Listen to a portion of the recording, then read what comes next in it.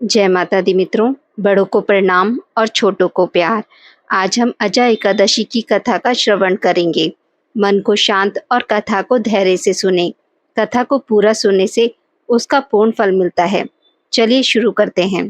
धार्मिक कथाओं के अनुसार राजा हरिश्चंद्र धर्मपरायण, सच बोलने और वचन पालन करने के लिए मशहूर थे। इतिहास में महाराज हरिश्चंद्र के जैसा राजा आज तक कोई नहीं हुआ है।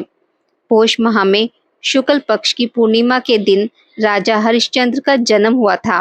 राजा हरिश्चंद्र अयोध्या के प्रसिद्ध सूर्यवंशी राजा सत्यव्रत के पुत्र थे। इनकी पत्नी का नाम तारामती था और पुत्र का नाम रोहित था। राजा हरिश्चंद्र हर हाल में सच का साथ देते थे, जिसकी वजह से उनकी कीर्ति चारों ओर फैली हुई थी। उनकी कीर्ति से देवताओं के राजा इंद्र को भी जलन हो रही थी। इसलिए इंद्र ने महर्षि विश्वामित्र को हरिश्चंद्र की परीक्षा लेने के लिए उकसाया। उनकी प्रसिद्धि के बारे में ऋषि विश्वामित्र ने भी सुना था और उन्होंने स्वयं राजा की परीक्षा लेने के बारे में सोचा। महर्षि विश्वामित्र ने राजा हरिश्चंद्र को अपने योग बल से ऐसा स्वप्न दिखलाया कि राजा स्वप्न में ऋषि को पूरा राज्य दान में दे रहे हैं। सुबह जब हरिश्चंद्र अपने दरबार में गए तो उनसे मिलने 1100 ब्राह्मणों के साथ महर्षि विश्वामित्र भी वहां आ गए। राजा हरिश्चंद्र ने महर्षि विश्वामित्र का स्वागत जोर शोर से किया। अब राजा हरिश्चंद्र ने महर्षि विश्वामित्र को रात में आए हुए स्वप्न की बात बताई और अपना राज्य उन्हें सौंप दिया। बाद में राजा हरिश्चंद्र ने सभी ब्राह्मणों को भोजन करवाया और दक्षिणा देने लगे। राजा जब दक्षिणा देने लगे तब ऋषि ने कहा कि तुम पहले ही अपने राजपाट के साथ साथ अपना राजकोष भी दान कर चुके हो। भोजन करने के बाद सभी 1100 ब्राह्मणों को दक्षिणा में कम से कम एक एक स्वर्ण मुद्राएं तो देनी होगी, अन्यथा तुम पाप के भागीदार बनोगे। राजा हरिश्चंद्र ने विश्वामित्र को अपने राजपाट के साथ साथ राजकोष भी दान में दे दिया था। अब उनके पास देने के लिए कुछ भी नहीं बचा था। विश्वामित्र से दान में मांगी हुई स्वर्ण मुद्राएं देने के लिए राजा ने अपनी पत्नी और पुत्र को एक पंडित के यहाँ भेज दिया। अपने पति के धर्म की रक्षा के लिए पत्नी तारामती और पुत्र रोहित दोनों ने साथ दिया और दोनों पंडित के साथ चले गए। फिर भी राजा स्वर्ण मुद्राएं हासिल न कर सके, इसलिए उन्होंने खुद को भी बेच दिया और सोने की सभी मुद्राएं विश्वामित्र को दान में दे दी। इस तरह राजा ने अपना वचन पालन और अपनी मर्यादा को निभाया।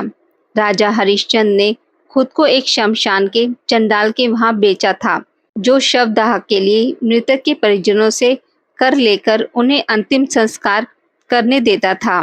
चंडाल के सेवक होकर राजा हरिश्चंद्र शमशान घाट की चौकीदारी करने लगे। राजा हरिश्चंद्र अब शमशान में ही रहने और सोने लगे। मुर्दों के साथ आने वाले चावल और पिंड को खाकर हरिश्चंद्र अपना पेट भरने लगे। दूसरी ओर पंडित जी ने रोहित को पुष्प लाने के लिए बगीचे में भेजा। वहां रोहित को काले नाग ने डस लिया और रोहित की वहीं पर मृत्यु हो गई। पत्नी तारा अपने पुत्र को अंतिम संस्कार के लिए उस शमशान में लेकर आई जहां पर राजा हरिश्चंद्र थे। शमशान में प्रवेश करते ही रानी तारा फूट फूट कर रोने लगी। वहां पर राजा ने रानी से भी अंतिम संस्कार के लिए कर मांगा। कर के लिए रानी के पास कुछ भी नहीं था, इसलिए उन्होंने अपनी साड़ी को फाड़कर कर चुकाना चाहा। तभी आसमान में बिजली चमकी। बिजली की रोशनी में हरिश्चंद्र को उस अबला स्त्री का चेहरा नजर आया। वह स्त्री उनकी पत्नी तारा थी और उसके हाथ में उनके पुत्र रोहित का शव था। अपनी पत्नी की यह दशा और पुत्र के शव को देखकर हरिश्चंद्र अंदर से पूरी तरह हिल गए और भावुक बन गए। उस दिन उनका एकादशी का व्रत भी था और उनकी आंखों में आंसू भरे थे, लेकिन फिर भी वह अपने कर्तव्य की रक्षा के लिए आतुर थे। उन्होंने अपनी पत्नी से भारी मन से कहा कि मैं यहाँ का सेवक हूँ और मैं अपने मालिक के साथ किसी प्रकार का धोखा नहीं कर सकता। आपको अपने बेटे के अंतिम संस्कार के लिए कर चुकाना होगा। उन्होंने अपनी पत्नी से कहा कि जिस सत्य की रक्षा के लिए उन्होंने अपना महल राजपाट तक त्याग दिया, स्वयं अपने परिवार को बेच दिया। आज यह उसी सत्य की रक्षा की घड़ी है। जैसे ही रानी अपनी साड़ी फाड़ने चली, ठीक उसी समय आकाशवाणी हुई और स्वयं भगवान नारायण प्रकट हुए और उन्होंने राजा से कहा, हरिश्चंद्र, तुम परीक्षा में सफल हुए। तुम एक सच्चे सत्यवादी राजा हो। तुम इतिहास में अमर रहोगे। हम सब देवता मिलकर तुम्हारी सत्य निष्ठा, कर्तव्य निष्ठा और धर्म की परीक्षा ले रहे थे, जिसमें तुम सफल हो गए। तुम्हारा पुत्र रोहित मरा नहीं, महर्षि विश्वामित्र ने अपने योग बल से उसे बेहोश किया था। और तुम जो चंडाल के यहाँ काम कर रहे हो, वह स्वयं चंडाल के रूप में साक्षात धर्मराज थे। इतने में ही रोहित जीवित हो उठा और ईश्वर की अनुमति से विश्वामित्र ने भी हरिश्चंद्र का राजपाट उन्हें वापस लौटा दिया।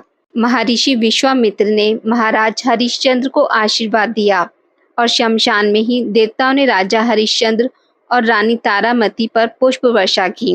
हरिश्चंद्र फिर अयोध्या में लंबे समय तक सत्य धर्म का राज्य चलाते रहे और अपने अंत समय में अपने बेटे रोहित को राज्य देकर वे स्वर्ग को सिधार गए। आज की इस वीडियो में बस इतना ही। मित्रों, अगर आपको मेरी वीडियोस पसंद आती हैं तो इसे लाइक और शेयर ज़रूर करें और पूजा पाठ से जुड़ी जानकारी के लिए मेरे चैनल को सब्सक्राइब करना ना भूलें। धन्यवाद।